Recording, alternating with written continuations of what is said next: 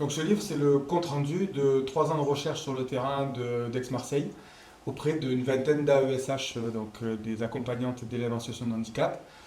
C'est une commande qui m'a été faite par un syndicat, le FSUS-l'UBB, qui me demandait d'aller regarder si AESH c'est un vrai métier. C'est un métier d'abord. Je spoil la fin du bouquin, la réponse c'est oui, c'est un métier, ok.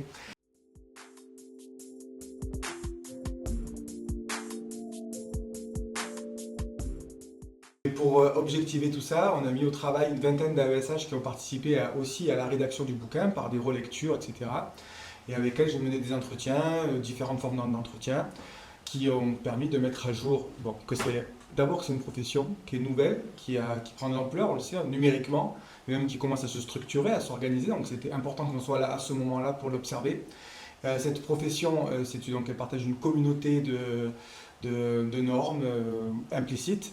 On a essayé de voir d'abord que ces normes-là, elles ne sont pas si récentes que ça. Elles s'inscrivent dans la longue tradition des métiers du care, voilà, des personnes qui prennent soin des autres.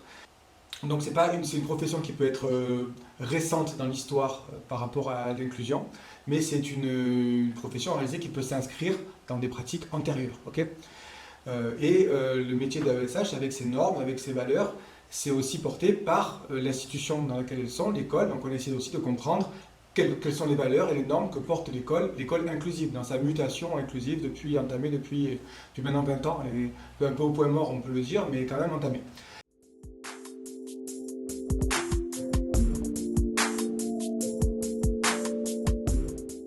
Pour répondre à cette question, j'essaie plutôt, dans le champ théorique auquel je me réfère, qui est celui de l'analyse du travail, de l'ergonomie, de la clinique de l'activité, c'est d'essayer de montrer que c'est bien un travail qu'elles font, c'est-à-dire qu'à tous les moments, elles font des choix, elles sont dépositaires de leurs choix, elles font des choix en direction de ce qu'elles estiment être du bon travail, et donc on essaie de déterminer ensemble qu'est-ce que c'est faire du bon travail quand on est une AESH, du point de vue des AESH elles-mêmes, d'accord ?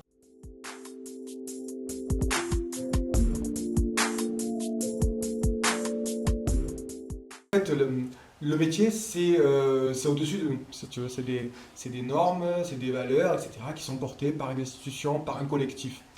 Et le métier, il permet, au moment où on travaille, de pouvoir très rapidement aiguiller nos choix.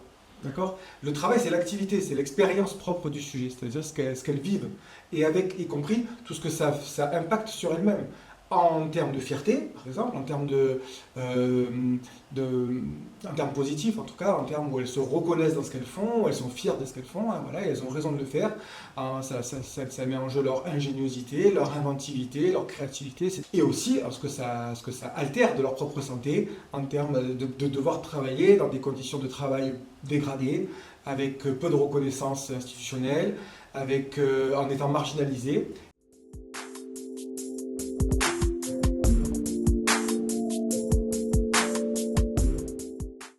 C'est que la commande qu'on m'a fait s'est transformée en demande des AESH qui voulaient aussi interroger la place qu'elles occupaient dans l'établissement, dans leur établissement scolaire, essentiellement en école primaire. Okay, donc quasiment exclusivement en école primaire d'ailleurs.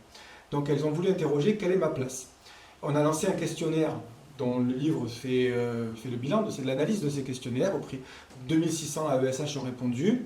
Et le premier trait saillant qu'on a pu observer, c'est qu'il y a une fracture ou une distorsion entre ce qu'elles déclarent, c'est-à-dire être bien accueillies, avoir des bonnes relations avec les enseignants qui sont plutôt avenants, qui ont envie de travailler avec elles, donc c'est un milieu favorable, d'accord, qui se déclare comme favorable.